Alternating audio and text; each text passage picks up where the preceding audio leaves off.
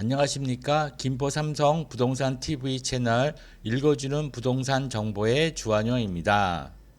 오늘은 임대인이 직접 실거주를 하겠다는 이유로 임차인의 계약갱신 청구권을 거절하고 다른 사람에게 더 비싼 가격으로 임차를 했다면 전 임차인이 임대인에게 주택임대차보호법 위반으로 요구할 수 있는 손해배상의 계산법에 대해 알아보겠습니다.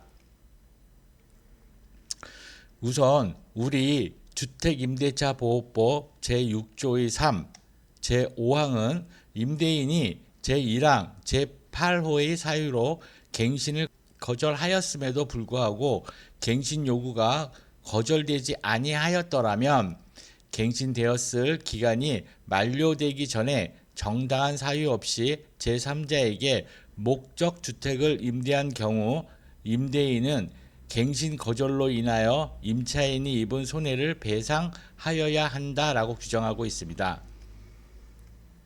그럼 얼마를 손해배상액으로 청구해야 할까요? 계산을 쉽게 설명하기 위해 예로서 아래와 같이 설정하겠습니다.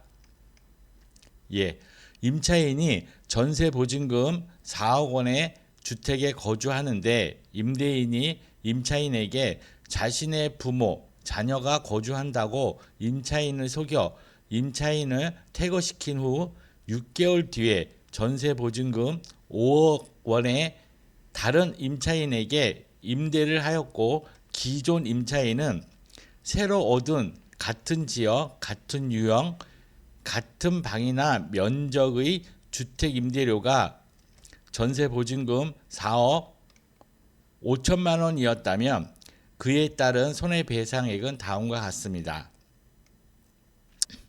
보증금을 월 차임으로 환산하기 위한 참조 조문은 다음과 같습니다. 주택임대차보호법 제7조의 2 월차임 전환 시 산정률의 제한. 보증금의 전부 또는 일부를 월 단위의 차임으로 전환하는 경우에는 그 전환되는 금액에 다음 각 호 중 낮은 비율을 곱한 월 차임의 범위를 초과할 수 없다라고 규정하고 있고요. 두 가지 방식입니다. 첫 번째는 은행법에 따른 은행에서 적용하는 대출 금리와 해당 지역의 경제 여건 등을 고려하여 대통령으로 정하는 비율, 이거는 현재 10%입니다. 두 번째는 한국은행에서 공시한 기준금리 2024년 7월 기준으로 보면 3.5%입니다. 여기에 대통령으로 정하는 이유를 더한 비율, 지금 대통령으로 정한 비율은 2%입니다. 그래서 합하면 5.5%입니다. 따라서 월차임 전환 시 산정 비율은 5.5%를 적용해야 합니다. 우리 주택임대차보호법 제6조의 3, 제6항은 아래와 같이 규정하고 있습니다. 동법 제5항에 따른 손해배상액은 거절 당시 당사자 간의 손해배상액의 예정에 관한 합의가 이루어지지 않는 한 다음 각 호의 금액 중 큰 금액으로 한다라고 규정하고 있고, 따라서 합의가 이루어지지 않는 한이라고 했으니 합의를 하면 합의된 금액으로 한다는 것입니다.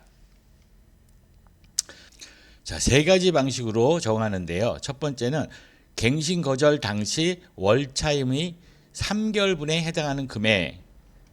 그래서 손해배상액을 계산해 보면 환산율, 일단 한국은행이 제시한 금리 3.5%, 거기에 대통령이 정한 이율 2%를 더하면 5.5%가 됩니다.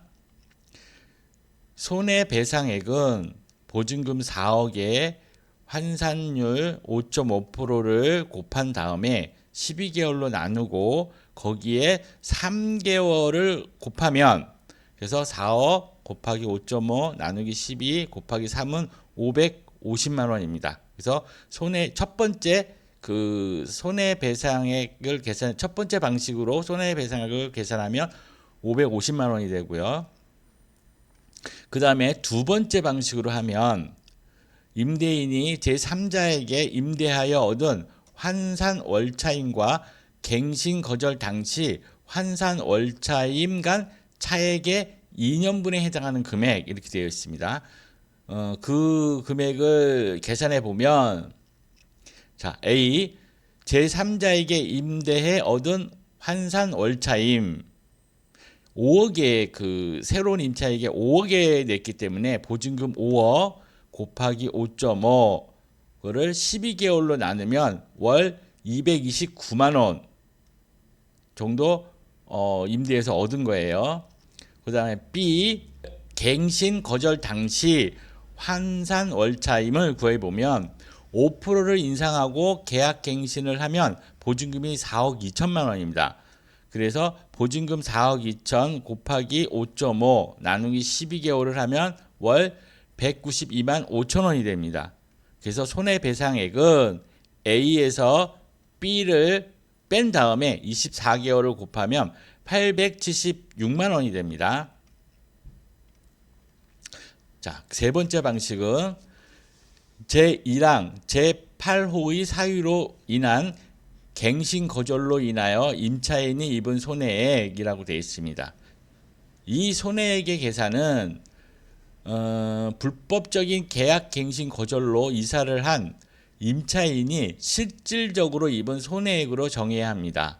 따라서 이 경우 손해액을 현 물가대로 대략 계산을 해보면 이사 비용이 약 250만 원, 중개 수수료가 약 200만 원, 기타 경비를 한 30만 원 정도로 잡고요.